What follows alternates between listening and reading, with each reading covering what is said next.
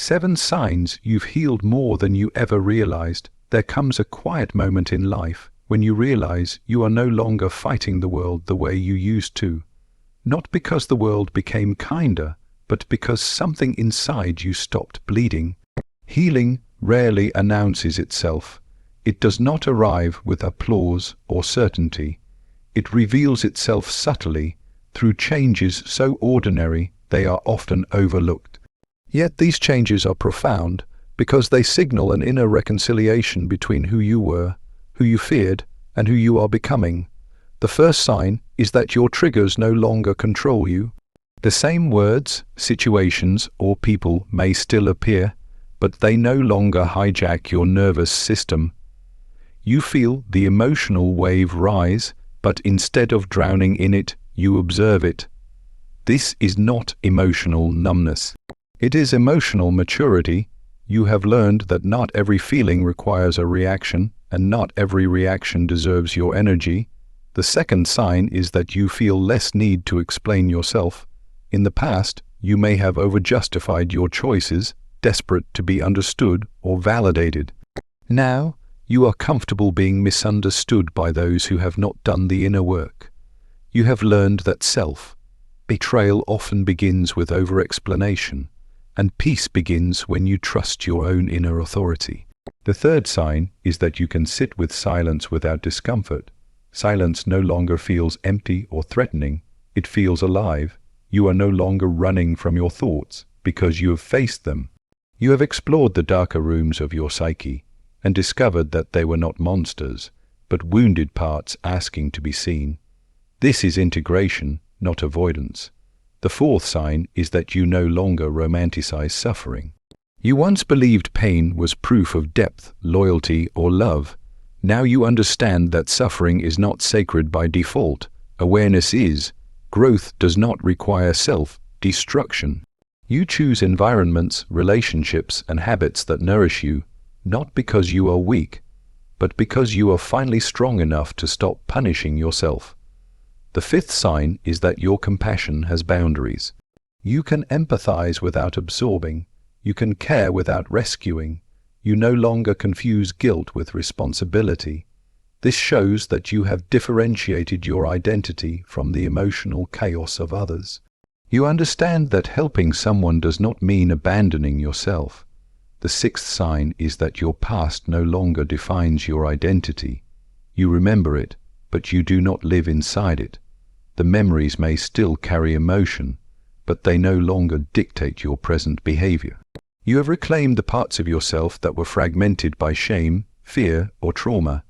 You are no longer trying to become someone else. You are becoming whole. The seventh sign is that you feel drawn toward meaning rather than validation. External approval has lost its hypnotic grip. You are more interested in truth than popularity, depth than performance, alignment than applause. You sense that life is not asking you to be perfect, but to be conscious. This shift signals a deep internal realignment with your authentic self. Healing is not the absence of pain. It is the ability to hold pain without losing yourself. It is the quiet confidence that emerges when the inner conflict softens and the divided self begins to unify. If you recognize yourself in these signs, understand this. You are further along than you think, not because you escaped your darkness, but because you walked through it and came back with awareness. When emotional reactions no longer control your behavior, it is not because emotions have disappeared, but because your relationship with them has fundamentally changed.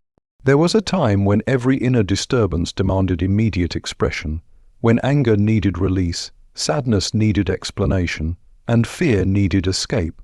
Back then, emotions felt like external forces invading your consciousness, overpowering reason and dragging you into patterns you later regretted. Healing begins when you realize emotions are not commands but messages, symbolic signals arising from deeper layers of the psyche, asking to be understood rather than obeyed blindly.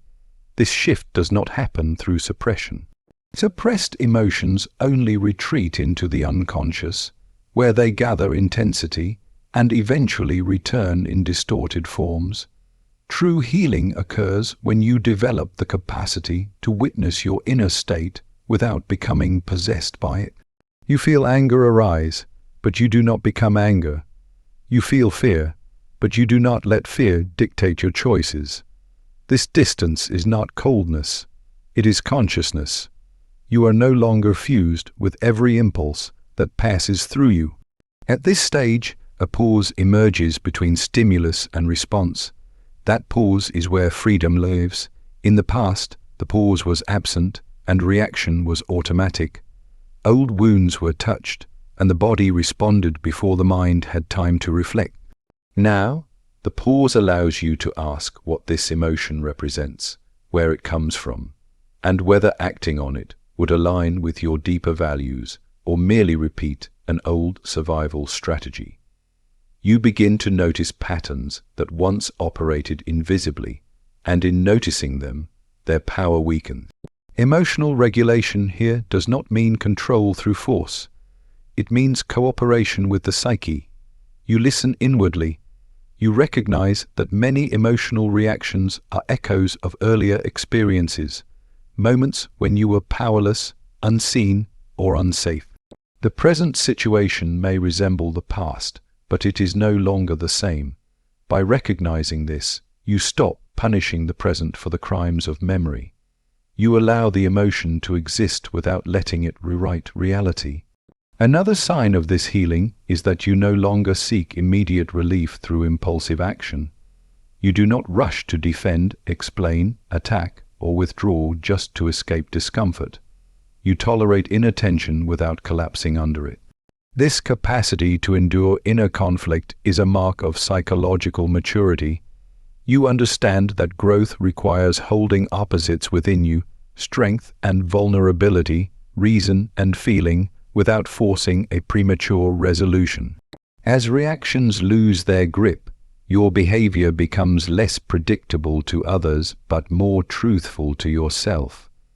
You stop performing emotional scripts learned in childhood or reinforced by past relationships.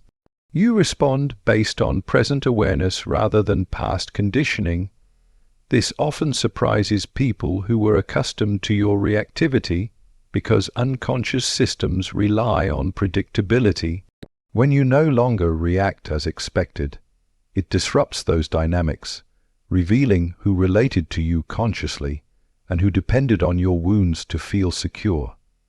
Internally, this shift brings a subtle sense of dignity. You no longer feel ashamed of having emotions, nor do you feel enslaved by them. You treat your inner life with respect. Even difficult emotions are approached with curiosity rather than judgment. You recognize that every reaction once served a purpose, often to protect you when you lacked other resources. Gratitude replaces self-criticism, and compassion replaces inner violence. You also notice that conflicts no longer escalate the way they used to. Where there was once immediate defensiveness, there is now listening. Where there was once projection, there is reflection. You begin to see how often emotional reactions were attempts to avoid responsibility for your own inner state. Healing reveals that while you are not responsible for what happened to you, you are responsible for how you carry it forward. This does not make life painless, it makes it honest. Pain still arises, but it is cleaner, less contaminated by layers of resentment and unconscious repetition. You experience emotions more fully but for shorter durations. They move through you instead of lodging inside you. This flow restores vitality because blocked emotions drain energy while acknowledged emotions release it. As reactions soften, your relationships change. You no longer demand that others regulate your emotions for you. You stop expecting them to behave perfectly so you can feel safe. This independence is not isolation, it is self-containment. You bring yourself into relationships whole rather than fragmented, capable of intimacy without fusion and closeness without dependency. Perhaps the most profound change is internal trust. You trust yourself to feel deeply without falling apart. You trust yourself to face discomfort without abandoning your values. This trust was built through repeated moments of choosing awareness over impulse, presence over panic, and reflection over reaction, and it continues to deepen as you move through life with a steadier inner center, aware that emotions will rise and fall, but they no longer own you. They inform you, they guide you inward, and they remain part of a larger inner dialogue that you are finally able to hear without being overtaken by it when you trust your inner authority over external validation. A deep psychological shift has already taken place, even if you did not consciously mark the moment it happened. There was a time when approval felt like oxygen, when being seen, praised, or agreed with determined your sense of worth. Your decisions were filtered through the imagined reactions of others, and your inner voice was often drowned out by the noise of expectations, traditions, comparisons, and unspoken rules. Healing begins when that outer chorus loses its power and the center of gravity moves inward. This trust in inner authority does not arise from arrogance or defiance. It emerges from repeated disappointments with living a borrowed life. You begin to notice that no amount of external validation brings lasting peace if your actions contradict your inner truth. Praise feels hollow when it rewards a false self, and criticism feels less threatening when it's something you no longer identify with. Slowly, almost imperceptibly, you stop outsourcing your self-worth. At this stage, the inner voice becomes clearer, not louder. It does not shout or demand. It presents itself as a quiet knowing, a subtle sense of alignment or resistance. You may not always be able to logically explain your choices, but you feel when something is right or wrong for you. This intuition is not impulsive emotion. It is the accumulated wisdom of lived experience, reflection, and self-confrontation. Trusting it requires courage, because it often asks you to walk paths that others do not understand. You begin to realize how much of your earlier life was shaped by unconscious adaptation. You became what was rewarded, acceptable, or safe. This adaptation once protected you, but over time it fragmented you. Trusting your inner authority means reclaiming those disowned parts and allowing them a voice. It means recognizing that conformity may bring belonging, but authenticity brings wholeness, and the two are rarely identical. As this trust deepens, you stop seeking permission to exist as you are. You no longer need constant reassurance that your feelings are valid or your choices make sense. Advice becomes something you consider, not something you obey. You listen to others without surrendering yourself to them. This discernment marks a mature psyche, one that can hold influence without being possessed by it. Guilt often arises during this transition. Not the healthy guilt that signals ethical misalignment, but inherited guilt, the kind that appears when you disappoint expectations that were never truly yours. Healing teaches you to distinguish between these forms. You learn that disappointing others is sometimes the price of not disappointing yourself. This realization is both liberating and lonely, because it removes familiar structures of approval that once gave you identity. With inner authority comes responsibility. You can no longer blame others for a life you consciously choose. This responsibility is heavy at first, but it is also grounding. It anchors you in reality. You are no longer living in reaction to praise or rejection. You are responding to your own values. This creates coherence between your inner world and outer actions, reducing inner conflict and self-betrayal. You also notice a shift in how criticism affects you. Instead of immediately internalizing it or defensively rejecting it, you evaluate it. If it resonates with truth, you integrate it without humiliation. If it does not, you let it pass without resentment. This balance shows that your self-image is no longer fragile, it is flexible but rooted. Trusting your inner authority does not mean certainty. Doubt still appears, but it no longer paralyzes you. You understand that doubt is part of growth, not evidence of failure. You move forward without guarantees, guided by meaning rather than approval. This orientation toward meaning gives your actions depth, even when outcomes are unclear. Relationships transform under this shift. You stop molding yourself to be chosen. You choose instead to be revealed. Some connections fade because they were sustained by compliance, not mutual recognition. Others deepen because they can now meet you as you are. You are less afraid of being alone because solitude no longer feels like rejection. It feels like integrity. Internally, a quiet confidence develops. Not the loud confidence that needs affirmation, but the steady kind that remains even when no one is watching. You feel anchored in yourself. Decisions carry weight because they are yours. Mistakes become teachers rather than verdicts on your worth. You understand that authority over your life does not come from perfection, but from honesty.